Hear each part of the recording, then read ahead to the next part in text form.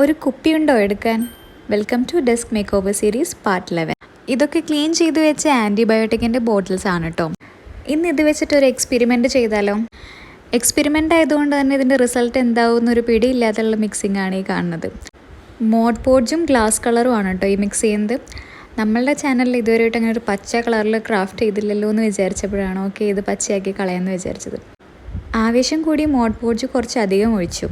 എന്നാൽ പിന്നെ ഒരു ഗ്ലാസ്സിലും കൂടെ മഞ്ഞ വെച്ചിട്ടൊരു എക്സ്പെരിമെൻ്റ് ആവാമെന്ന് വിചാരിച്ചു. അങ്ങനെ ഒരു കുപ്പി വെച്ച് ക്രാഫ്റ്റ് ചെയ്യാൻ വന്ന് ഞാൻ 2 കുപ്പിയിലാണ് ക്രാഫ്റ്റ് ചെയ്ത് അവസാനിപ്പിച്ചത്. അങ്ങനെ പെയിൻറ്റിംഗ് ഒക്കെ കഴിഞ്ഞ് 2 മണിക്കൂറോളം ഉണക്കാൻ വെക്കുകയാണ്. ഉണങ്ങിയതിന് ശേഷം നമ്മുടെ സ്റ്റെയിൻഡ് ഗ്ലാസ് ഇത് റെഡി ആയിരിക്കുന്നു ഗൈസ്. ഒരു വെറൈറ്റി ലുക്ക് എനിക്കിഷ്ടപ്പെട്ടു. ഇവിടെ വെച്ച് നിർത്തിയാലോ എന്ന് വിചാരിച്ചു, പക്ഷേ എന്നാലും സിമ്പിളായി തോന്നിയുകൊണ്ട് ഞാൻ അവിടെ വെച്ച് നിർത്തിയില്ല. ഒരു ടീ കപ്പിൻ്റെ മൂടിയും കുറച്ച് പെബിൾസും എടുത്തിട്ട് ഡെക്കറേറ്റ് ചെയ്യാൻ പോവാണ് കേട്ടോ.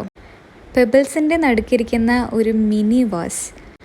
അങ്ങനെ ഗ്ലാസ്സൊക്കെ ഞാനൊരു സ്ട്രോങ് ഗ്ലൂ വെച്ചിട്ട് ഒട്ടിച്ച് കൊടുത്ത് അതിന് ചുറ്റും പെബിൾസ് ഒട്ടിച്ച് കൊടുക്കുകയാണ്. പിന്നെ കപ്പിൻ്റെ ഈ ഒരു ഭാഗം കട്ട് ചെയ്യാൻ മറക്കണ്ട. എങ്ങനെയുണ്ട് നമ്മുടെ ഫ്ലവർ വാസ്? നിങ്ങൾക്ക് ഇഷ്ടപ്പെട്ടോ? ഇഷ്ടപ്പെട്ട ലൈക്ക് മറക്കണ്ട. പിന്നെ ലൈക്ക് മാത്രം പോരാ, സബ്സ്ക്രൈബും കൂടെ ചെയ്തേക്കണേ.